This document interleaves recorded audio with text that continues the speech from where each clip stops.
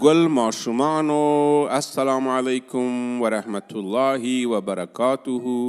د کاکا زمان برنامې ته په خیر راغلی. هیله من یم چې اونۍ مو په خیر سره تیره شوې وي. د پلار او مور خبرو ته مو غوږ نیولی وي، سبق مو ویلی وي، ښه کارونه مو کړي وي او اوس د برنامې وخت را رسېدلی دی. په نننۍ برنامه کې مې تاسو ته یوه ډیره جالبه او په زړه پورې کیسه په نظر کې نیولې ده. د کیسې عنوان دی شوخ بیزو.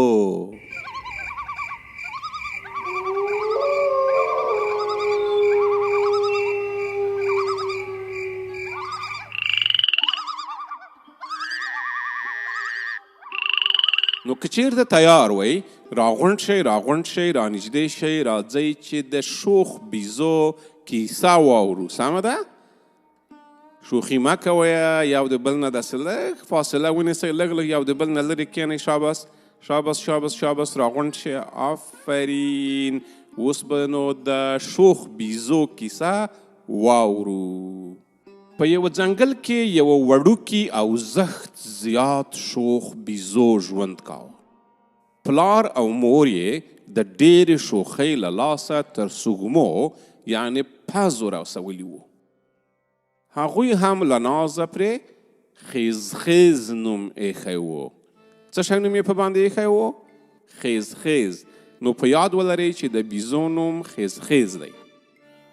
خیز به تل د ځنګل د ونو له شاخونو څخه ځوړند و.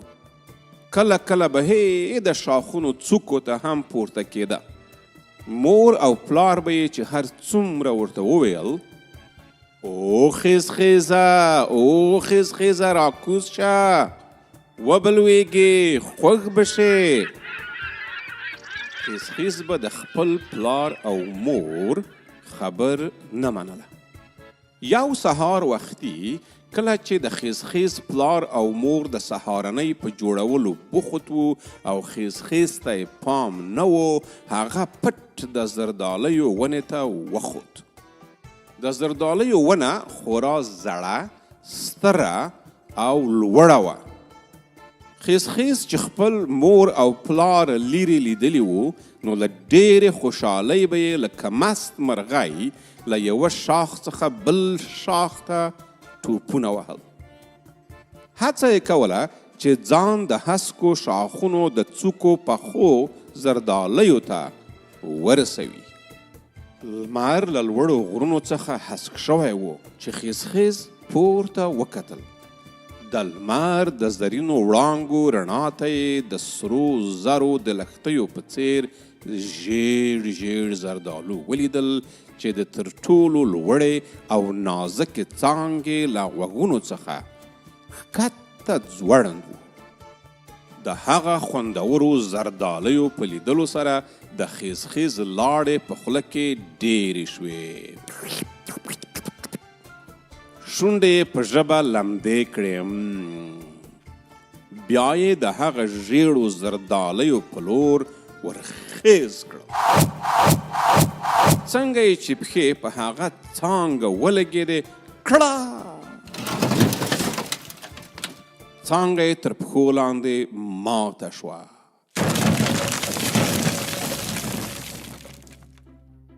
خیز بیچارګی لکه دروند کاڼی د شاخ سره سم د ځمکې په لور خوشی شو، او سړو په مځکه ولګېد.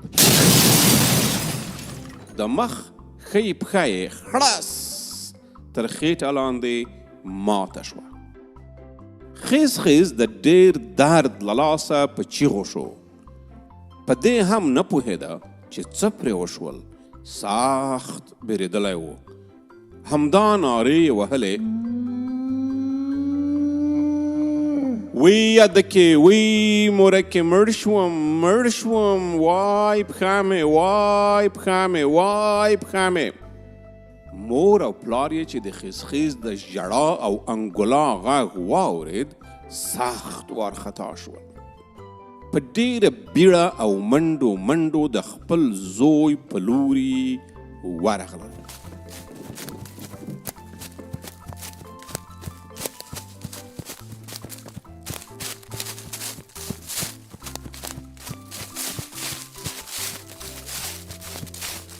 خیز یې د زردالیو تر هسکه ونه لاندې په مځکه خلام ولید چې رڼې اوښکې له سترګو څخه په سپېره مخ باندې ښکته روانې وې او په چیغو یې ژړل.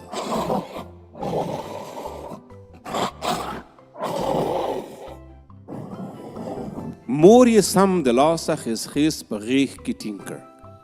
پلار یې د یو رنځپوه یعنې ډاکټر په څېر په بیړه د هغه بدن سر تر پښو پورې وکوت. د خیز پښه یې ولیده چې د نازک شاخ په څېر په بند کې بوټه ماته شوې وه او ښکته ځوړنده وه. پلار یې د هغه ماته پښه ارامه په شنو پاڼیو کې تاو کړه او د بوټیو په نازکو تارونو یې کلکه وتړله. څو شېبې وروسته د خیز د پښې درد یو څه کرار شو. د لوېدلو ډار یې هم له سر څخه لیرې شو. خپل مور او پلار ته یې وکتل چې سخت بیریدلي او وارخطا یې په سر پورې ولاړ.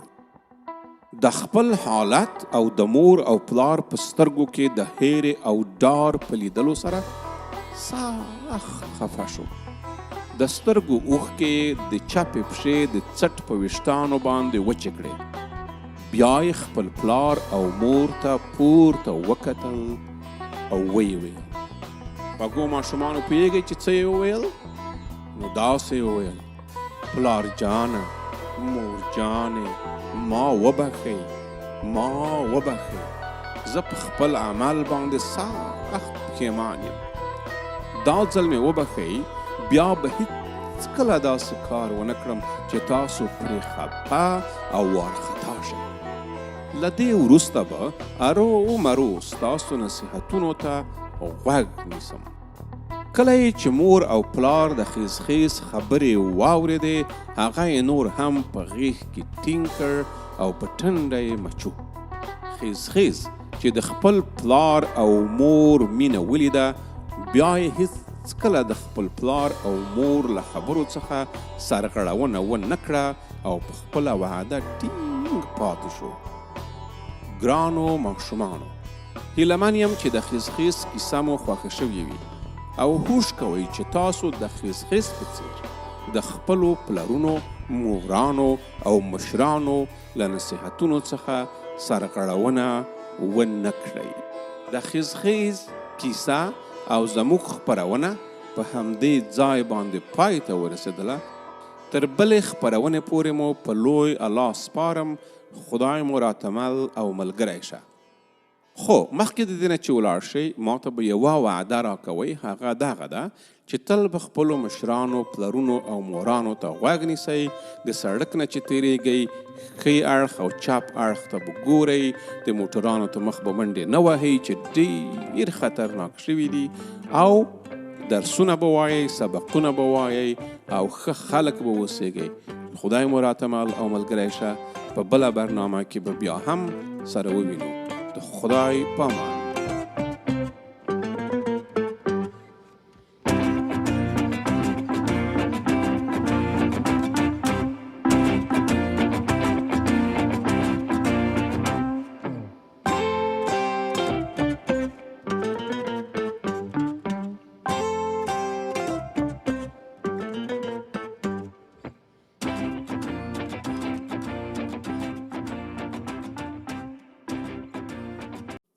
خوږو ماشومانو، ستړي مه شئ. بیا هم د کاکا زمان نننۍ خپرونې ته په خیر راغلی.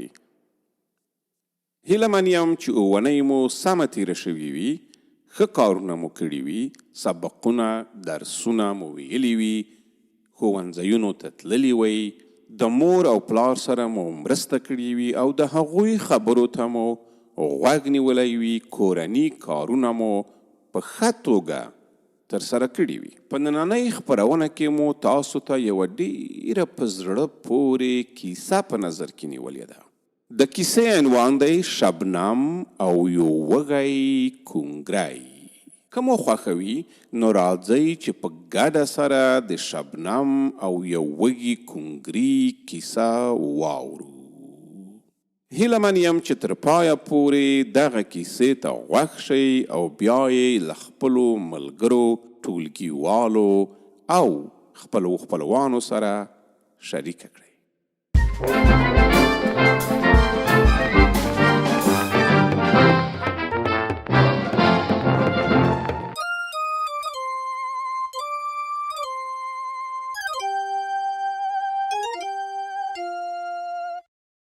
ویل شوي چې د افغانستان په یوه ښکلې شنه دره کې د هسکو غرونو ترمنځ د لاجوردي سیند پر غاړه یو وړوکی کلی و.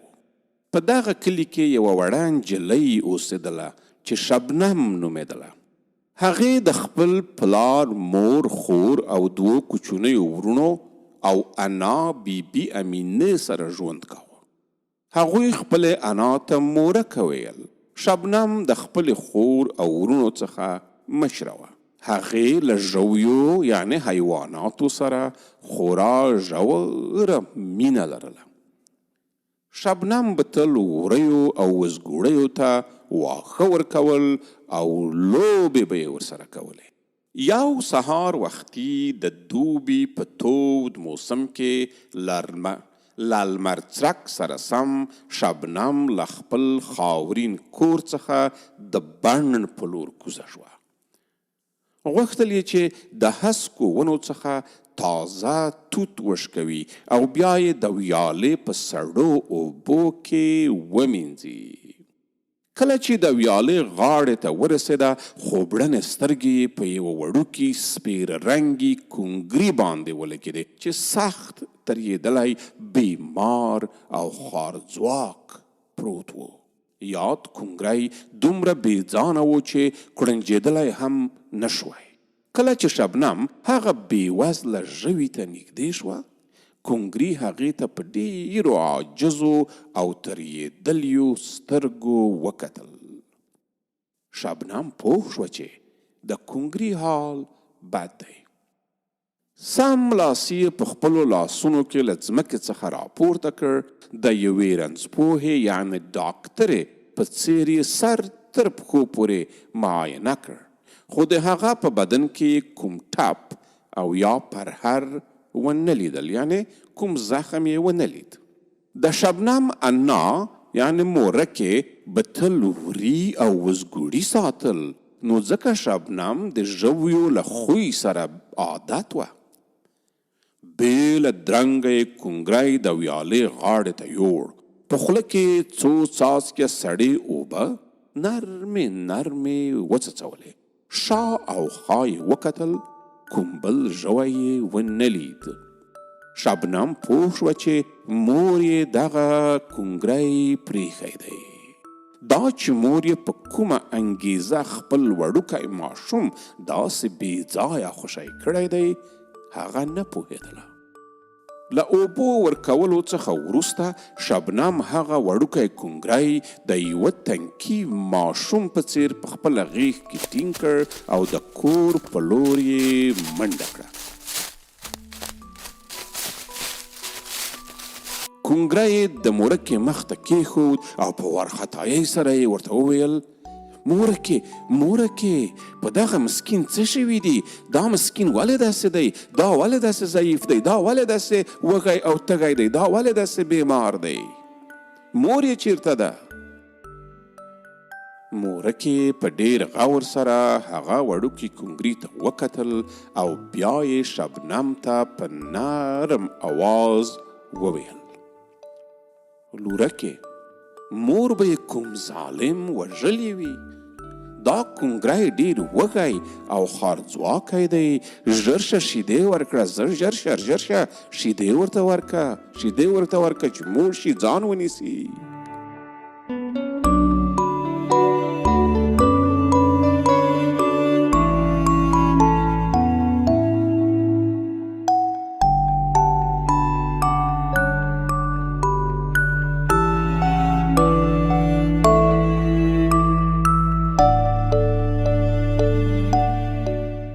له کټوې څخه یې په یوه وړوکي لوښي کې شیدې راواخیستې او ورو ورو یې د کونګري په خوله کې وڅڅولې.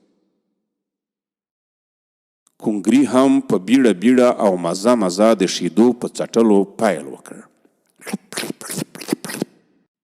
وږي او ستومان ژوي په داسې خوند سره شیدې څټلې چې سپین څاڅکي یې دانه دانه د خولې له کونجونو څخه په مځکه تویېدل. د شبنم د نه ستړېدونکې ساتنې په مرسته کونګری ورځ تر بلې ځواکمن کېده. هر چیرته به چې شبنم تلله کونګري به هم ورپسې ټوپونه وهل. هغې به هره ورځ خپل نوی ملګری د غرونو لمنو د فصلونو میانځ او د بڼ ونو ته له ځان سره بیولو. هغې فکر کاوه چې سخت ښایسته سپی یې موندلی دی. د خپل نوي کونګري په ملګرتیا ډېره خوشحاله وه. شبنم په هغه بیموره کونګري باندې ډېره مهرباني کوله. له هغه څخه به یې د یو یتیم ماشوم په څیر پالنه او ساتنه کوله. شبنم په خپل وړوکي کونګري باندې زره نوم کېښود. څه شی نوم یې ورباندې کېښود؟ زره، یعنې وړوکی، ډېر وړوکی. زره به په غرونو او رغونو کې په شبنم پسې روان و. شپه او ورځ به د هغوی له خوا څخه نه بیلېده. کله به یې چې شبنم له سترګو پناه شوه زره به په کړنجېدا پیل وکړ. شبنم به بیرته په منډو منډو هغه ته ورغله. د پسرلي موسم تیر شو. د دوبي ګرمې ورځې راورسېدې. زره غټ شو، ویښتان یې تازه شول، سترګې یې غټې شوې، پښې یې قوي شوې. عجیبه خبره دا وه چې زره هیڅ نه غپل. هیڅ یې نه غپل. هغه به د غپلو پر ځای انګولا کوله. شبنم فکر کاوه چې زره لا تر اوسه وړوکی دی او په غپلو نه پوهیږي.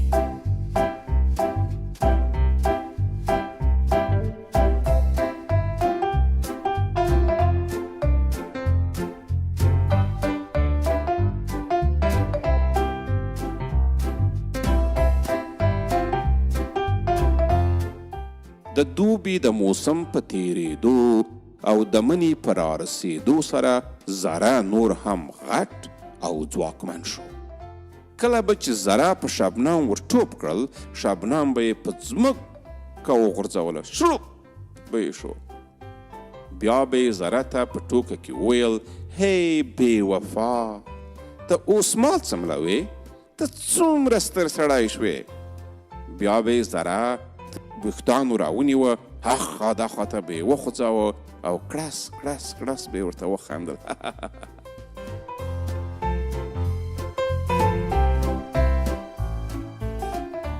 یوه ورځ کله چې شبنم او زره له خونې څخه د انګړ میانځ ته راووتل مورکې چرګان له مرغانچې څخه راایستلي وو او دانه یې ورته شیندله. زره غلی غلی او په سینه د دیوال تر شا روان شو. غوږونه یې څک څک ولاړ وو. لکه یې تر ځان لاندې کړې وه. تا به ویل چې ښکار ته چمتووالی نیسي. بیا یې د سترګو پر رپ په عجیب سرعت سره په یوه چرګه ور ټوپ کړل. کوغ! د مورکې یوه چاغه چرګه یې تر ستوني راونیوله او ورګړې یې پرې باد باد کړې.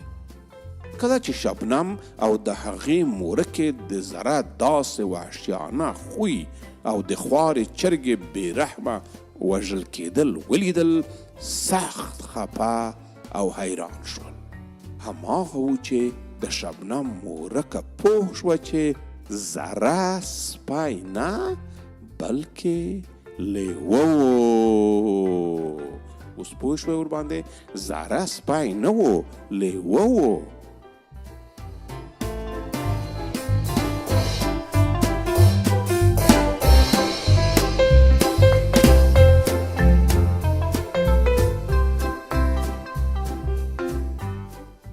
خوږو ماشومانو زره کونګری نه بلکې لیوه.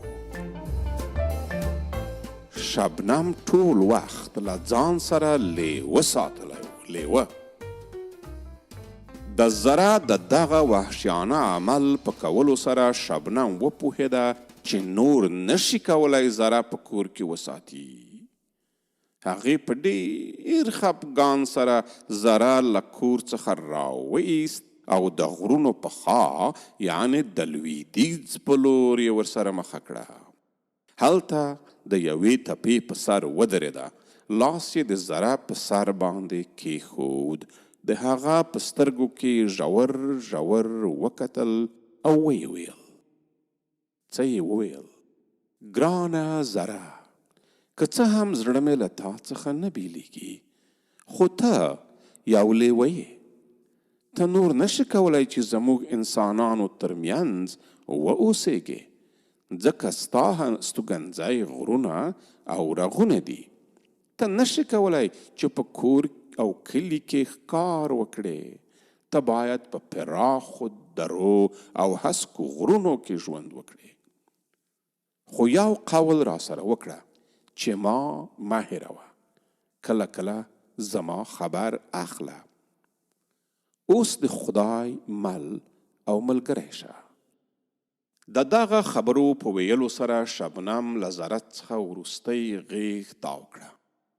هغه وحشي ژوی یې په سر ښکل کړ. زره هم خپل سر د شبنم په بدن څو ځله کش کړ. بیا یې شبنم ته ژور ژور وکتل. سر یې د هوکړې په موخه ښکته او پورته وخوځاوه.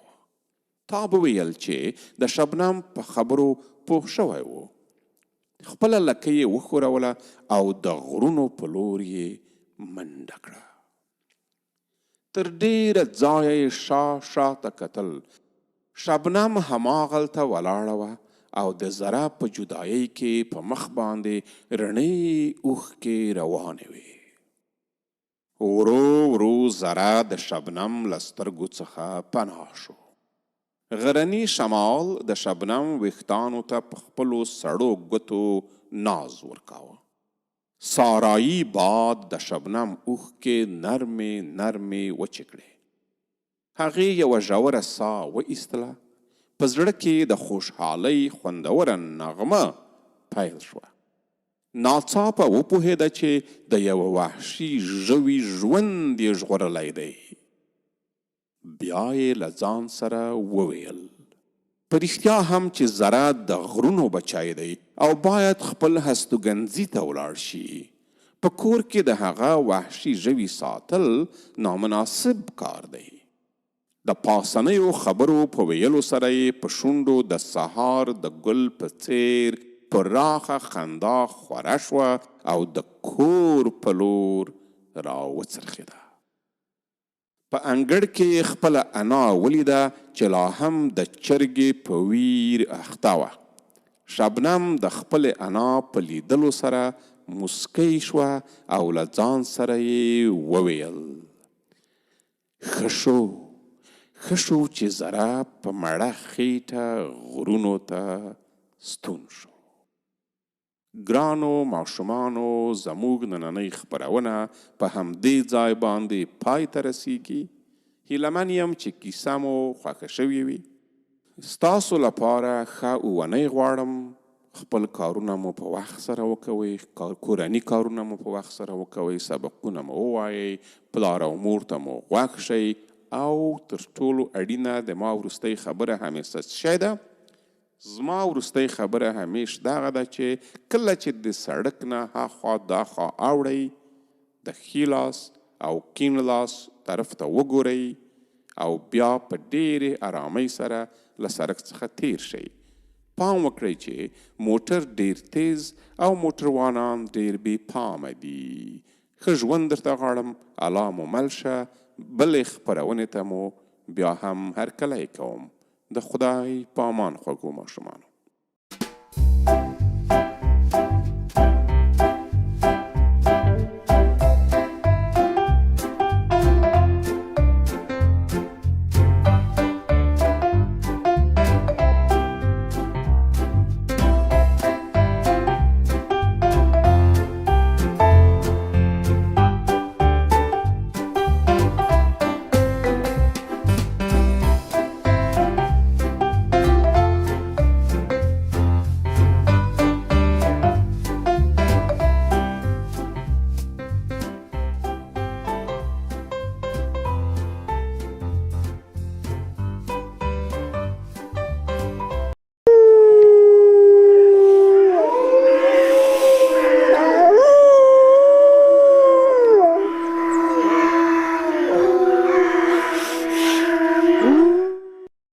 خوږو ماشومانو ستړي مشئ، په خیر راغلی. راځئ چې نن د تارا او ساسان کیسه واورو. تیار یې؟ کلونه وړاندې په تیاره ځنګل کې یوه لیوه ژوند کاوه. څه شي ژوند کاوه؟ لیوه. د دغه لیوه نوم ساسان و او د ځنګل د ژویو ترمنځ نومیالی او ډېر زړور ښکاري و. د ځنګل ټول ژوي له هغه څخه بیریدل. یو سوړ سهار په داسې حال کې چې د ډېرې لوږې له لاسه یې نس په غړمبېدا و، ساسان په ښکار پسې ووت.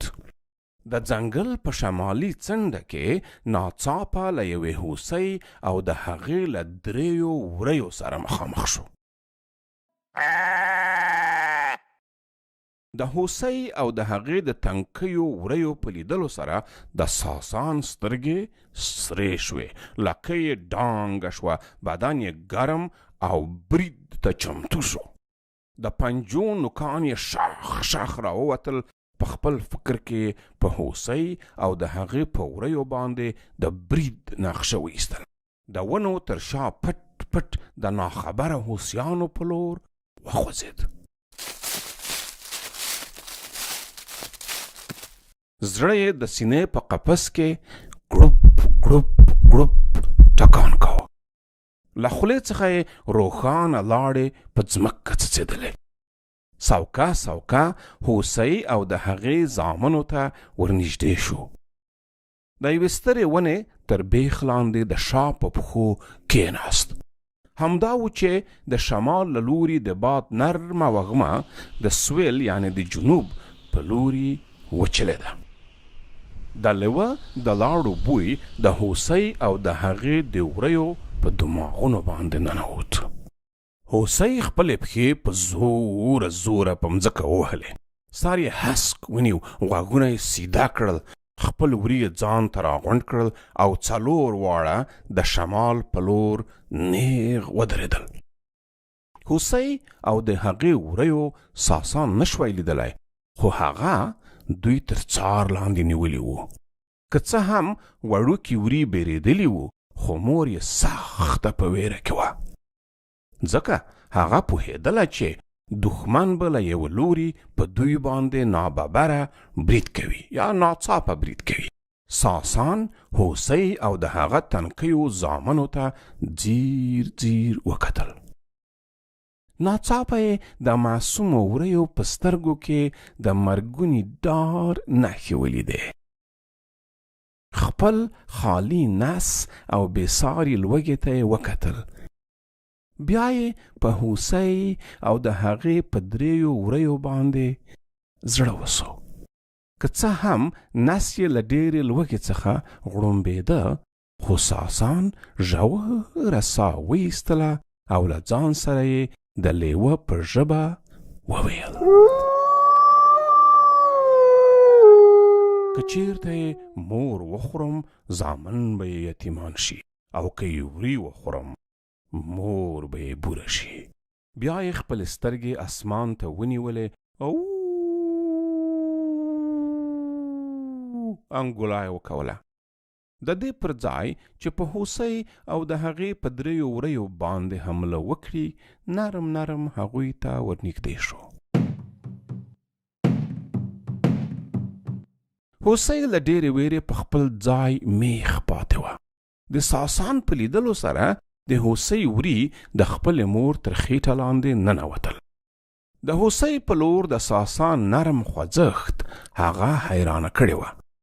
نه پوهېده چې دغه ځناور ولې د هغوی په لور داسې نرم او په سوله ییز ډول روان و. د ساسان له نږدې کېدو سره د هوسۍ وری د خپلې مور تر سینه لاندې نور هم څنګ په څنګ جوخت شول. ساسان د هوسۍ مخ ته تم شو. سترګې یې د هغې په سترګو کې خښې کړې. بیا یې هغې تریدلې هوسۍ ته د لیوه په ژبه سلام واچاوه.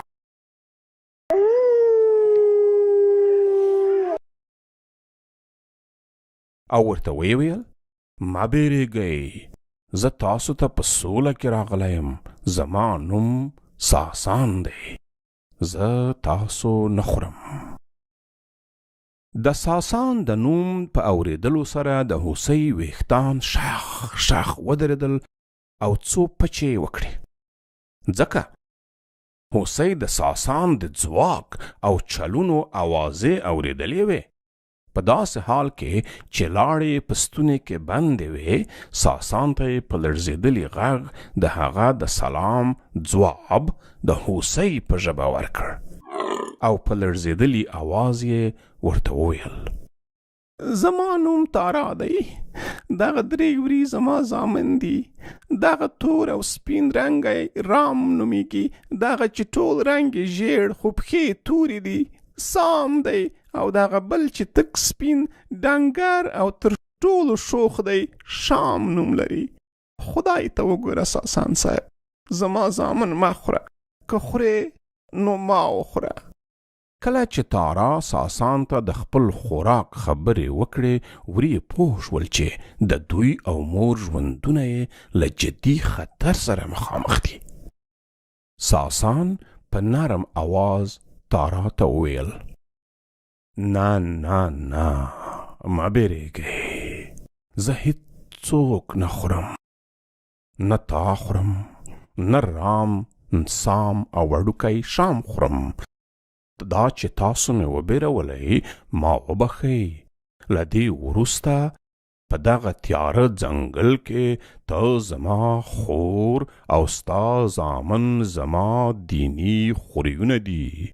هیڅوک به دا جرأت ونه کړي چې د ساسان خور او خوریونه وخوري.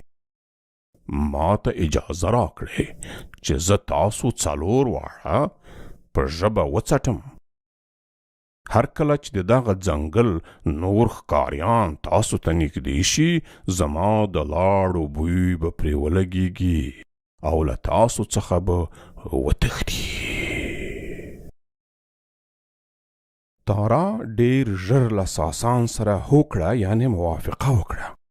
ساسان څلور واړه په خپله لمده ژبه وڅټل. کله یې چې وړوکي شام ته وکتل، مسکی شو. په هغه یې ډېره مینه راغله. له څټلو وروسته یې تارا ته وویل: هر کله دې چې په ځنګل کې د خطر احساس وکړ، خوله اسمان ته ونیسه او ساسان ووایه، ساسان. زه به په ډېره بیړه تاسو ته ځان در ورسوم. د دغه خبرو په اورېدلو سره تارا ساسان ته وکتل. د هغه په سترګو کې د یوازیتوب غمګینې نښې ولیدې. ډېره ورته خفه شوه. ساسان ته یې وویل: ته ما ته ډېر یوازې ښکارې. هر کله دې چې زړه غوښتل نو راځه، له موږ سره ګرځه. زه او زما زامن به ستا په ملګرتیا ډېر خوشحاله شو. ساسان د تارا په بلنه حق حیران شو. په زړه کې وویل: نیکی او مینه کول څومره زورور ځواک دی. دغه بېوزله هوسۍ ما ته د ملګرتیا لاس راکوي. پر ما له خپلو زامنو سره د نږدېوالي اعتبار کوي. کاش چې ما دغه کار کلونه مخکې کړی وای. ساسان د تارا بلنه ومنله. هر ورځ به هرو مرو یو ځل د دوی لیدلو ته ورته. یو ماسپښین کله چې ساسان د تپې په سر د یوې سترې ونې تر څنګ لمر ته پروت و، خپل نوم یې تر غوږونو شو: ساسان.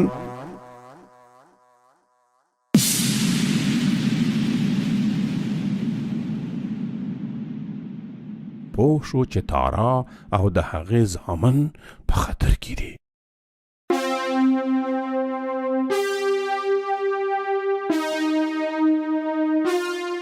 د باد په څېر د تپې لکڅوکې والوت. په دومره سرعت سره په ځغاست و چې تر پښو لاندې شګې، خاورې او بوټي هوا ته الوتل.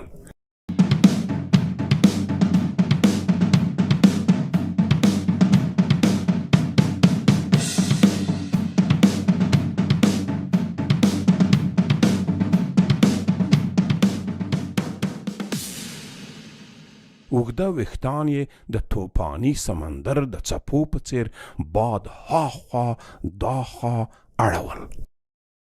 په خورا چټکتیا سره هغه چمن ته چې تارا او د هغې وري پکې څرېدل ورسېد. له رسېدلو سره سم یې سترګې په 5 خړو لیوانو باندې ولګېدې چې د تارا او د هغې د زامنو د ښکار کولو لپاره یې تابیا نیوله، یعنې تیاره یې ورته نیوه. پرته له دې چې د خپل ځان په اړه فکر وکړي، د لیوانو مشر یې په مځکه وویشت. ګرام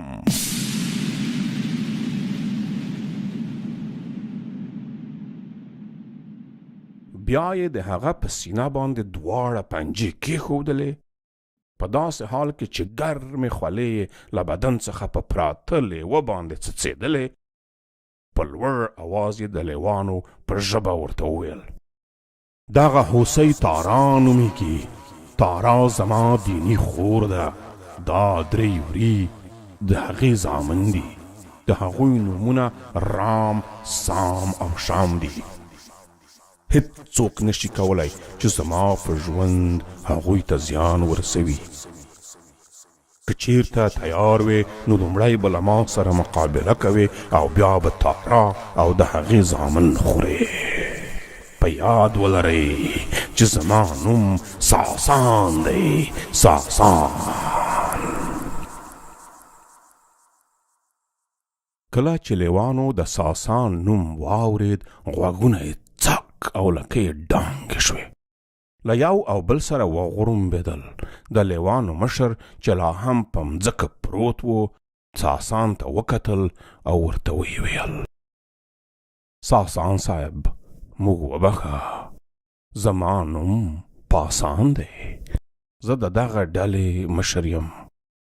زه قول در کوم چې موږ به هیڅکله هم ستا دیني خور تارا او د هغې زامنو ته زیان ونه رسوو. دا به هم ووایم لکه څرنګه چې تارا ستا دیني خور او د هغې وري ستا دیني خورینه دي، موږ هم هغوی ته د ورورۍ او خورۍ پنجې ورکوو. باور وکړه چې موږ به هم ستا په شان په دغه ځنګل کې د هغوی ساتنه وکړو. د پاسنیو خبرو په ویلو سره ساسان د پاسان له سینې څخه راکوز شو. پاسان هم په پښو ودرېد. له بدن څخه یې خاورې وڅینډلې. د پاسان د لیوانو ډله راغونډه شوه. هر لیوه جلا جلا ساسان ته د تعظیم سر ټیټ او لکه یې وښوروله. بیا یې په نوبت سره د تارا او د هغې د وریو شاوې وڅټلې. له څټلو وروسته یې خپلې لکۍ او غوږونه ټیټ کړل. پرته له دې چې شاته وګوري، له هغه ځای څخه په بیړه بیړه په تیاره ځنګل ننوتل. تارا په اوبړنو سترګو له ساسان څخه د هغه له اتلولۍ یعنې شجاعت څخه مننه وکړه. رام، سام او شام هم په ډیر افتخار سره خپل دینی ماما ته راغونډ شول. هغه یې نرم نرم په خپلو وړوکیو ښکرو باندې وواهه. شام ټوپ کړل او د ساسان ماما په شا سپور شو.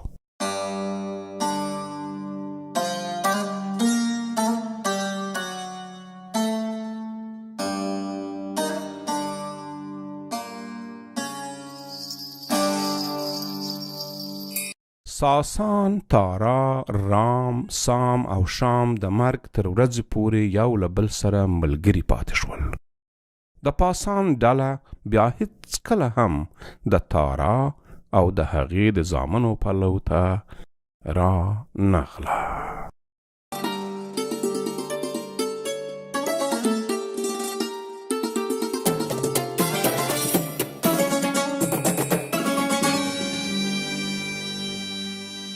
زړه ته رانږدې ماشومانو، هیلهمن یم چې د تارا او ساسان کیسه مو خوښه شوې وي.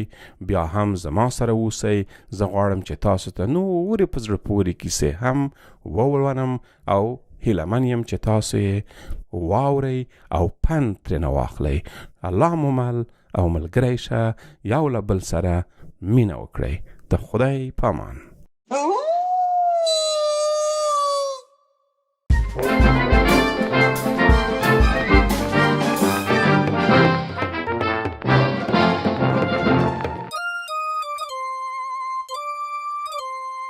اطفال نازنین، سلام. باز هم به برنامه کاکا زمان خوش آمدید. امیدوار هستم که هفته تان به خیر گذشته باشه و بچه ها و دختران نازنین و خوبی بوده باشند. در برنامه این هفته راجع به چی گپ میزنیم؟ راجع به زنبورهای عسل گپ میزنیم. یعنی با هم به دنیای شگفت‌انگیز زنبورهای عسل سفر میکنیم. درست است؟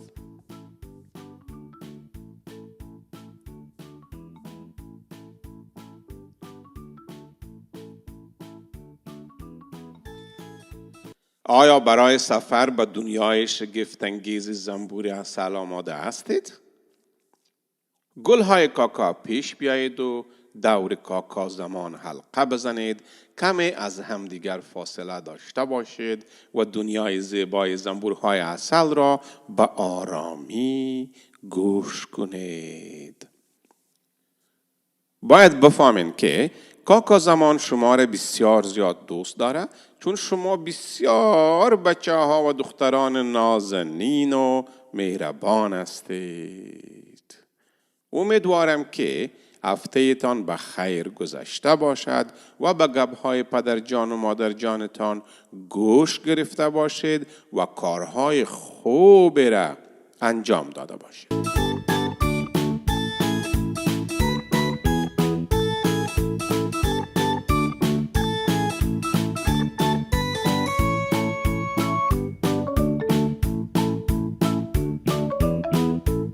داستان ما در قلب یک اندوی پرهیاهو شروع می شود.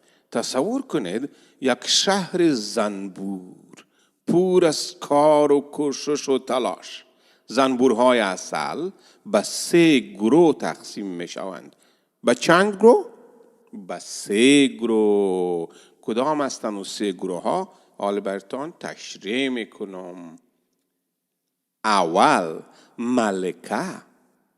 بدون ملکه زنبور عسل دور هم جمع نمیشند. یعنی باید که ملکه باشه که تا زنبورهای عسل دور هم جمع شوند. و وظیفه ملکه انداختن تخم است. دوم مردان. برعکس انسان ها کار مردان زنبور عسل کار بیرون از لانه نیست. اینا همراه ملکه زندگی میکنن و به ملکه رسیدگی میکنند.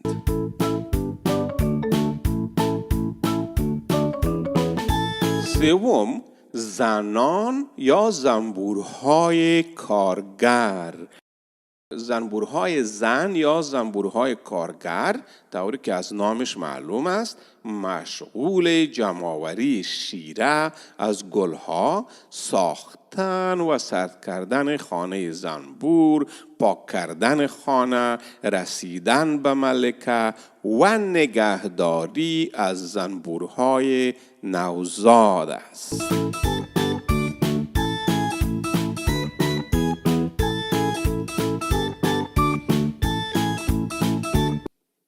پرواز در گلزار.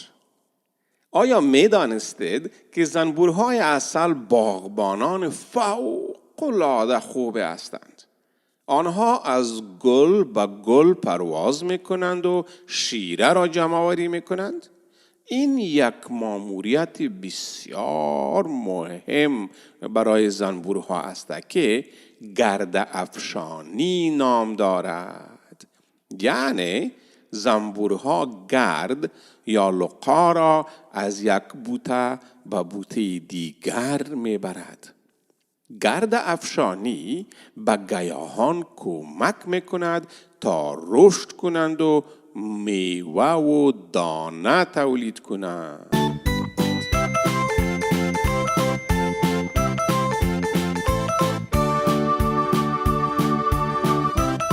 حالا وارد دنیای جادویی تولید عسل می شویم. زنبورها جادوی خود را انجام می دهند و از شیره به عسل تبدیل می کنند. یعنی شیره را چیکار می کنند؟ به عسل تبدیلش می کنند. انواع مختلف عسل با طعم‌ها و خصوصیات منحصر به فرد خود را دارند. انگار که یک سمفونی شیرین در داخل کندو است. یعنی مانند یک موسیقی شیرین در کندو. تولید عسل توسط زنبورها یک فرایند یا پروسه بسیار جالب و مغلق و پیچیده است. این فرایند یا این پروسه از جمع‌آوری شیره تا تبدیل آن به عسل شامل چند مرحله مختلف است. در ادامه مراحل تولید عسل توسط زنبورها را توضیح می‌دهم. با من باشید.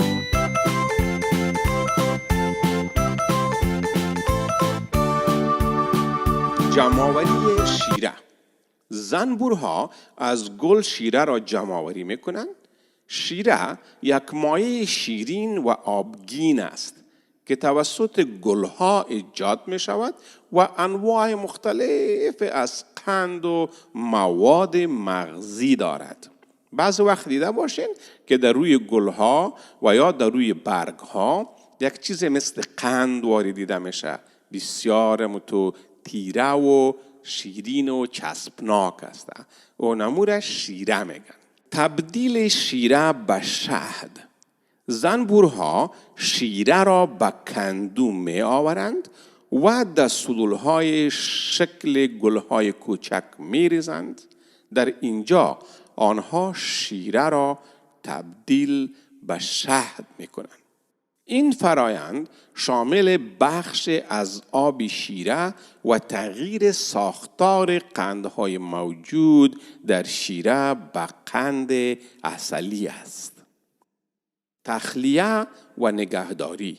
زنبورها شهد تولید شده را در سلولهای کندو ذخیره می کنند و بعد از آن سلولها را با یک لایه نازک از ماده به نام پوشش مومی می پوشانند. به چی می پوشانند؟ پوشش مومی، یعنی سر عسل می پوشانند، مثل که روغن بزنی به سرش. این عمل باعث نگهداری عسل و جلوگیری از داخل شدن هوا و آب به داخل سلول ها می شود. چقدر جالب است که این زنبور عسل میفهمه که چطور این موم پوشی کنه که تا از ورود هوا و آب به داخل سلول جلوگیری کند. خنک کردن عسل. زنبورها برخی از آب موجود در عسل را تبخیر کرده، یعنی تمیز کرده و آن را به طور کلی تخلیه نمی کنند تا به عسل برسانند. این پروسه به عسل اجازه می دهد که به طعم و خصوصیات خود برسد، یعنی عسل چی شود؟ پخته شود.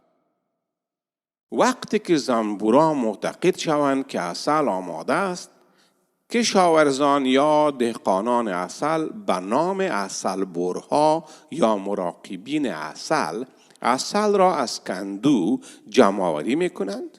این کار با دقت زیاد انجام می شود تا هم عسل جمع‌آوری شود و هم به سلولها آسیب نرسد، یعنی ضرر نرسد. در نهایت این عسل آماده به مصرف است و به عنوان یک محصول طبیعی و لذیذ به کاربردهای مختلف از جمله مصرف مستقیم و تهیه محصولات غذایی می پردازد. مثلا اینا را در بین کلچه ها، در بین کیک ها و در بین چیزهای دیگه هم از تو چیکار میکنه؟ از عسل استفاده میکنه. امیدوار هستم که سرتان خلاص شده باشه. همانطور که در هر داستان خوب دیده می شود، زنبورها هم دوستان و دشمنان دارند. زنبوران دوست دارند با گلها باشند، از یک دیگر کمک میگیرند. یعنی گلها و زنبوران از یک دیگر کمک میگیرند. در اینجا اما چالش ها هم وجود دارد. مثلا دهقانان می توانند به زنبورها آسیب بزنند. به خاطر چی که؟ به خاطر از اینکه کسی که گل نکاره یا گلها را زود ببوره، این به زنبورها قار میشن، چیزی را پیدا کرده نمیتونن، تغذیه پیدا کرده نمیتونن. از اینجا چیکار میکنن؟ یا فرار میکنن بسکیناکا و یا هم میمورند. چیکار میکنن؟ یا فرار میکنند و یا متاسفانه میمورند. ما چطور میتونیم که با زنبورهای عسل یا به هر زنبوری دیگه مهربانی کنیم؟ چطور میتوانیم نمایندگان خوب زنبورها شویم؟ با اونا کمک کنیم، با اونا رسیدگی کنیم. بسیار سوال مهم است. ما چطور میتونیم؟ شما چطور میتونین به گلها، به زنبورها کمک کنین که اونا رشد کنند، عسل تولید کنند، گلها زیاد شود؟ کشت گلهایی که برای زنبوران مناسب هست یک شروع عالی است. یعنی شما باید در خانه هایتان، در باغ هایتان گلهای مخصوص و زیبا بکارین تا زنبوران عسل از او شوند، مستفید شوند، استفاده کنند و لذت ببرند.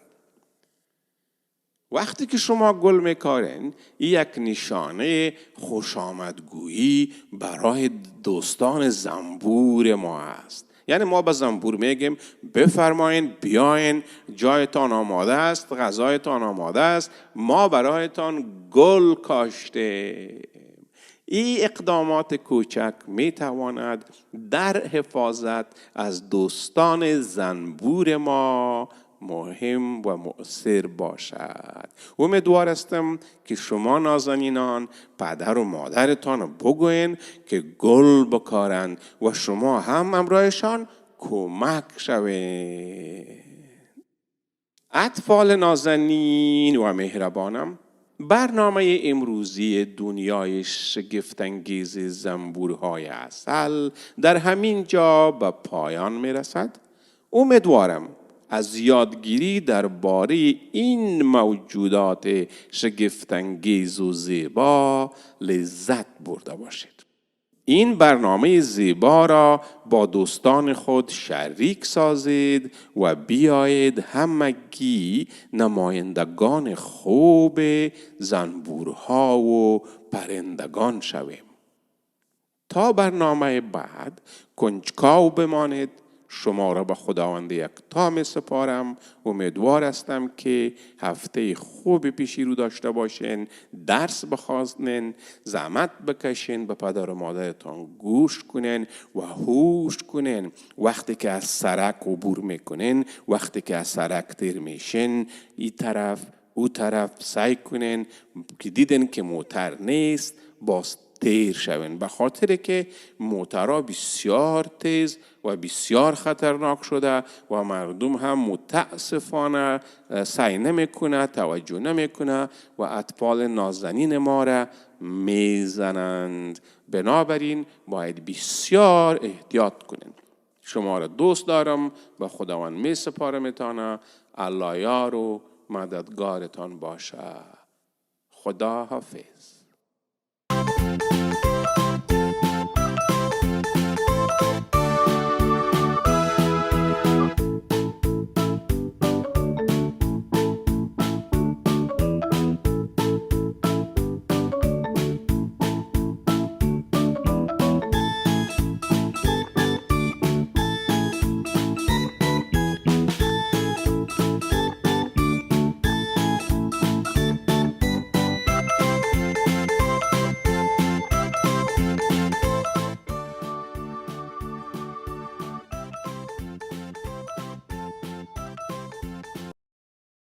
خوږو ماشومانو ستړي مه شئ.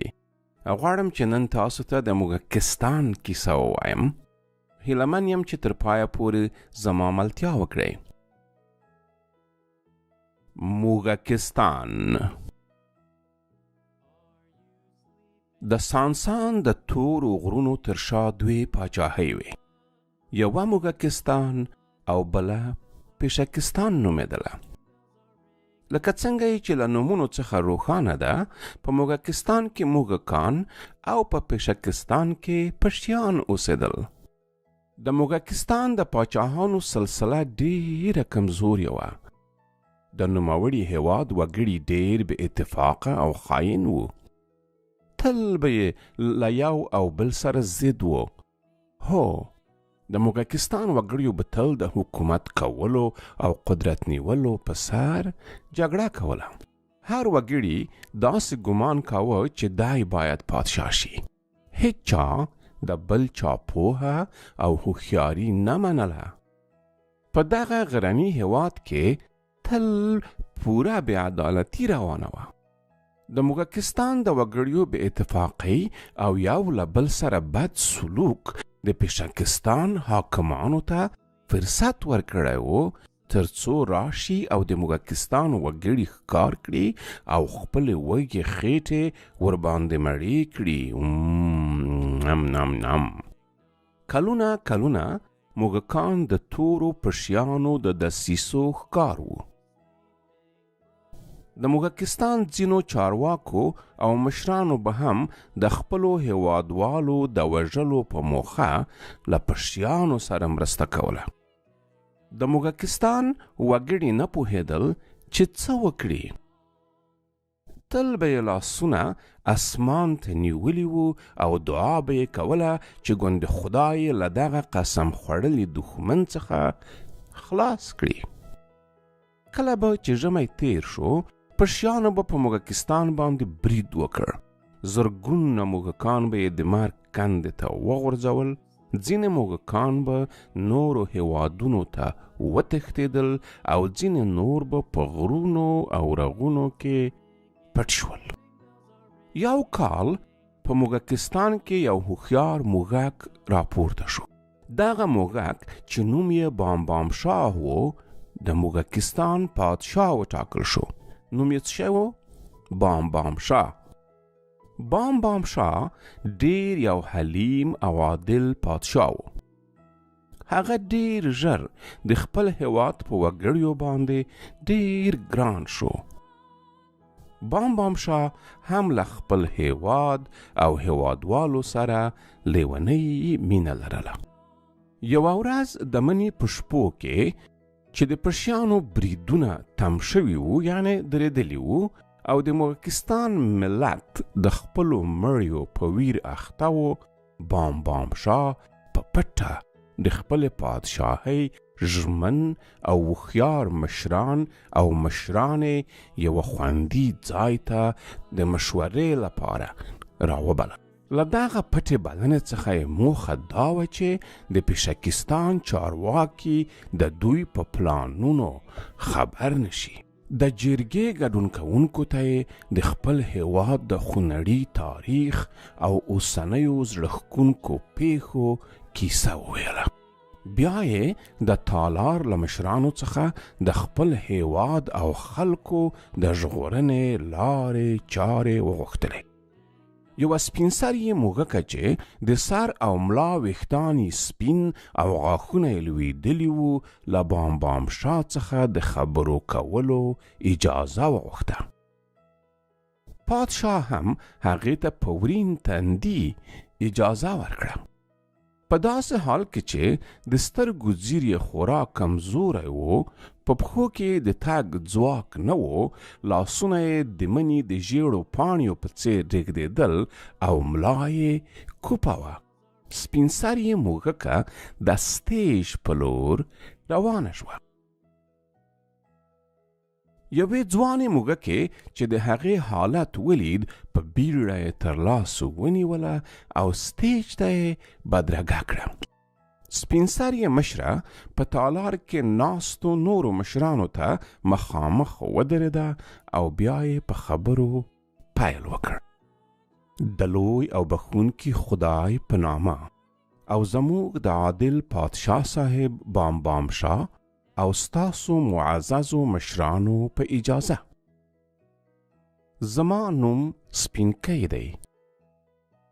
د کلونو په اوږدو کې ما د خپل کورنۍ بشمیره غړي نارینه او ښځینه د تورو پشیانو په بریدونو کې له لاسه ورکړي دي. زه په زغرده ویلی شم چې زموږ د خلکو یوازینۍ ناخواله بې اتفاقي ده.